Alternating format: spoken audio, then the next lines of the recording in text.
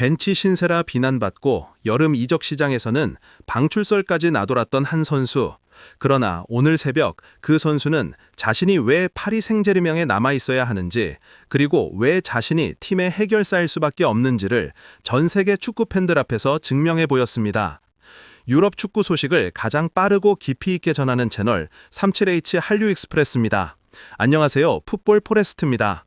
우리가 응원하는 이강인 선수가 소위 팔절망이라고 불리는 파리 생제르맹으로 이적한 지도 벌써 2번의 시즌이 흘렀고 어느덧 3번째 시즌에 돌입하고 있습니다. 팬들의 높은 기대와는 달리 이강인 선수는 루이스 에누리케 감독 체제 하에서 추정 라인업에서는 아쉽게 밀려난 듯한 모습을 지속적으로 보이며 우려를 낳았었죠. 하지만 최근 들어서는 짧은 출전 시간 속에서도 번뜩이는 좋은 활약을 보여주며 다시금 가능성을 피워올리고 있는 상황이었는데, 드디어 오늘 새벽에 펼쳐진 경기에서는 오랜만에 선발로 출전하며 굉장히 긴 시간 동안 기회를 부여받았고, 결정적으로 공격 포인트를 기록하는 뛰어난 활약으로 자신의 가치를 다시 한번 확실하게 증명해냈습니다. 이 놀라운 퍼포먼스에 파리 생제르맹 현지 팬들마저 이강인 선수에게 열렬한 찬사를 보내고 있다는 소식입니다. 바로 오늘 새벽에 있었던 2025-26 시즌 프랑스 리그 앙 9라운드 경기에서 파리 생제르맹은 스타드 브레스트와 원정 경기를 치렀습니다. 이번 경기의 상대였던 스타드 브레스트는 결코 만만한 팀이 아닙니다. 지난 시즌 UEFA 챔피언스 리그에도 출전했을 정도로 프랑스 리그 앙 내에서는 중상위권 이상의 안정적인 성적을 꾸준히 내는 팀입니다. 따라서 파리 생제르맹에게는 다소 까다롭고 만만치 않은 전력의 상대팀이라고 할 수 있겠죠. 그러나 한 가지 주목해야 할 통계가 있습니다. 파리 생제르맹은 지난 시즌 스타드 브레스트와의 맞대결에서 그야말로 압도적인 모습을 보이며 이들을 박살냈습니다. 리그에서는 3대1 승리와 5대2 승리를 거두었고, 특히 UEFA 챔피언스 리그 16강 플레이오프에서는 7대0 대승과 3대0 승리라는 경이적인 스코어를 기록했습니다. 총 4번의 경기에서 무려 18골을 몰아놓고 4전 전승을 거두었으니 이번 경기는 파리 생제르맹이 압도적인 전력으로 스타드 브레스트를 다시 한번 제압할 수 있는 절호의 기회였습니다.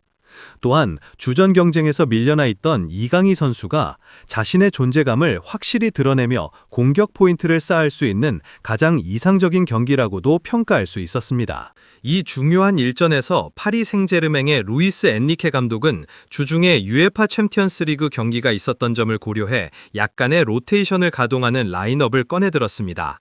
그리고 챔피언스 리그에서 벤치에 앉아 있었던 이강인 선수는 이 로테이션 덕분에 이번 경기에서는 다시금 소중한 선발 출전 기회를 부여받을 수 있었습니다. 이강인 선수의 선발 출전 소식은 국내 팬들에게 큰 기대를 안겨주었죠. 파리 생제르맹은 스타드 브레스트를 상대로 원정에서 경기를 치렀음에도 불구하고 역시나 만날 때마다 압도적인 승리를 거두었던 상대팀답게 이번 경기에서도 그야말로 압도적인 경기 주도권을 가져갔습니다. 그 결과 전반전의 볼 점유율은 무려 79대 21이라는 수치가 나올 정도로 이 경기는 사실상 파리 생제르맹이 일방적으로 지배하는 경기라고 할 수 있었습니다. 이처럼 파리 생제르맹이 압도적으로 경기를 지배했기 때문에 이강인 선수에게는 평소보다 훨씬 많은 볼터치 기회가 자연스럽게 발생했습니다. 이강인 선수는 특유의 안정적이고 섬세한 볼 간수 능력을 발휘하여 볼 소유권을 잃지 않고 경기를 조율했고, 적절한 타이밍이나 예리한 각도가 나오면 지체 없이 공격적으로 패스를 찔러 넣는 플레이를 지속적으로 시도했습니다. 그리고 이강인 선수가 중원에서 보여준 이러한 번뜩이는 움직임과 패스 연계 능력은 파리 생제르맹의 이번 경기 공격 빌드업에 핵심적인 관여를 하면서 결국 결정적인 성과를 만들어내는 데 성공했습니다. 사실 경기 극초반에는 파리 생제르맹도 완전히 안정적이지만은 않았습니다. 스타드 브레스트의 날카로운 역습에 골문 앞에서 슈팅까지 내주는 등 다소 위험한 상황에 빠지기도 했죠. 하지만 결국 전반 29분 파리 생제르맹은 경기를 지배하는 능력을 보여주었습니다. 비티나 선수의 환상적인 로빙 패스를 이어받은 아슈라프 하키미 선수가 침착하게 마무리를 지으며 선제 득점을 만들어냈고, 여기서 멈추지 않고 전반 39분에는 크비차 크바라츠헬리아 선수의 패스를 받은 하키미 선수가 다시 한번 득점을 터뜨리면서 파리 생제르맹은 스타드 브레스트와의 이번 경기 전반전을 2대 0이라는 매우 안정적인 스코어로 마무리하며 후반전에 돌입하게 되었습니다. 이강인 선수는 비록 전반전에 직접적인 공격 포인트를 기록하지는 못했지만 파리 생제르맹이 기록한 두 골 모두의 결정적인 기점 역할을 하면서 정말 미친 경기력을 보여주었습니다.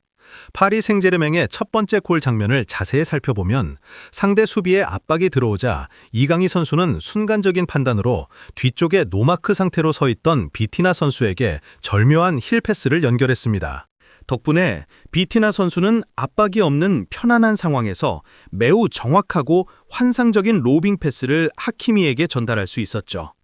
결국 이 득점은 이강인 선수의 기점 패스가 없었다면 나오기 힘들었을 만큼 큰 역할을 했습니다.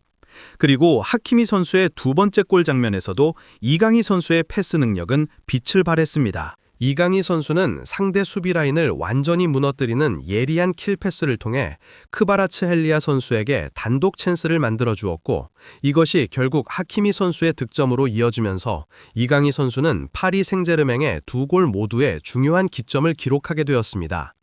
여기에 더해 이강인 선수는 전반 23분에는 침투하는 세니마루 선수에게 순간적으로 볼을 흘려주는 영리한 움직임을 통해 또다시 득점 찬스를 만들어냈지만, 아쉽게도 세니마루 선수가 이 완벽한 찬스를 마무리 짓지 못하는 등 여러 번의 불운이 따랐습니다. 공격 포인트만 기록하지 못했을 뿐이지 이강인 선수는 어시스트를 몇 개는 추가로 기록하고도 남을 만큼 매우 뛰어난 경기력을 선보였습니다.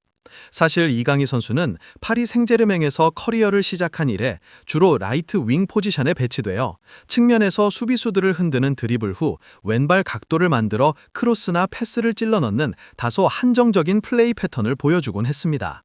하지만 최근 미드필더 포지션으로 경기에 나서면서부터는 파리 생제르맹의 볼 흐름에 더욱 깊숙이 관여하고 있고, 이강인 선수가 드리블만큼이나 패스에 있어서도 압도적인 장점을 가진 선수라는 사실이 이번 경기에서 여실히 증명되었습니다. 그의 번뜩이는 패스 센스가 정말 빛을 발했던 경기였죠. 이강인 선수의 번뜩이는 패스 센스가 정말 빛을 발했던 경기였죠. 그리고 후반전에 들어서도 이강인 선수는 미드필더 포지션에서 더욱 날카롭게 움직이며 스타드 브레스트를 상대로 위압적인 경기력을 계속해서 선보였습니다. 특히 후반 65분, 이강인 선수는 상대 진영 깊숙한 곳에서 특유의 탈압박 드리블을 통해 좁은 지역을 홀로 빠져나오는 경이로운 스킬을 보여줬습니다. 순간적인 방향 전환과 완벽한 볼 컨트롤은 상대 수비수들을 그저 멍하니 바라보게 만들었고, 이 믿을 수 없는 드리블 이후 결국 과감한 슈팅까지 연결하는 데 성공했지만, 아쉽게도 이 슈팅이 페널티 박스 안에 위치해 있던 파초 선수의 발에 맞고 굴절되면서 득점과는 무산되고 말았습니다. 실질적으로는 골이나 다름없는 완벽한 플레이의 정점이었으나 불운이 따랐던 장면이었죠. 이 강렬한 장면을 마지막으로 이강인 선수는 이후 교체되면서 오늘의 경기를 마무리했습니다.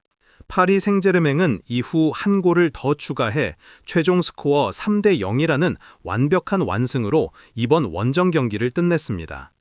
경기가 끝난 후의 평가는 명확했습니다.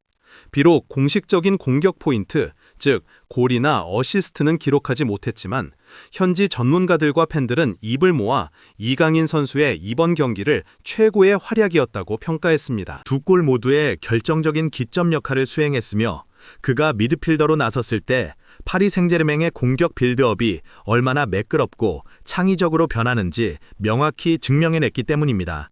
특히 주목할 부분은 경기 후 쏟아진 파리 생제르맹 현지 팬들의 뜨거운 반응이었습니다. 그들의 찬사는 단순히 잘했다는 칭찬을 넘어 이강인 선수가 팀 내에서 가져야 할 역할에 대한 근본적인 변화를 요구하는 목소리였습니다. 팬들은 이강인은 정말 괴물 같은 선수다. 유럽의 3-4개 초엘리트 팀을 제외하고는 어디서든 확실한 주전을 차지할 선수다. 그는 단순한 들러리가 아니라 진짜 실력을 보여줬다. 계속 이렇게만 해달라며 그의 클래스를 인정했습니다. 더욱 구체적으로 그의 기술적 완성도에 대한 극찬이 이어졌습니다. 이강인이 뛸 때마다 늘 주의 깊게 보는데 그는 항상 기술적으로 깔끔하다. 볼 컨트롤, 패스, 질, 페인트 동작까지 모두 완벽하다. 그는 세기의 크랙은 아니지만 분명히 과소평가된 테크니션이다라는 평가가 지배적이었습니다. 여기서 핵심은 포지션 논쟁의 종결이었습니다. 많은 팬들은 이강인은 진짜 엄청난 선수인데 그를 보내자고 했던 사람들이 있었다는 게 말이 안 된다. 난 이강인이 중원에서 더 자주 뛰는 것을 보고 싶다. 그는 진정한 자신감을 필요로 하며 미드필더로서 창의적이고 위협적인 패스를 더해준다라고 목소리를 높였습니다. 심지어 루이스 엔리케 감독이 왜 이강인을 높이 평가하는지 알겠다는 반응도 나왔습니다.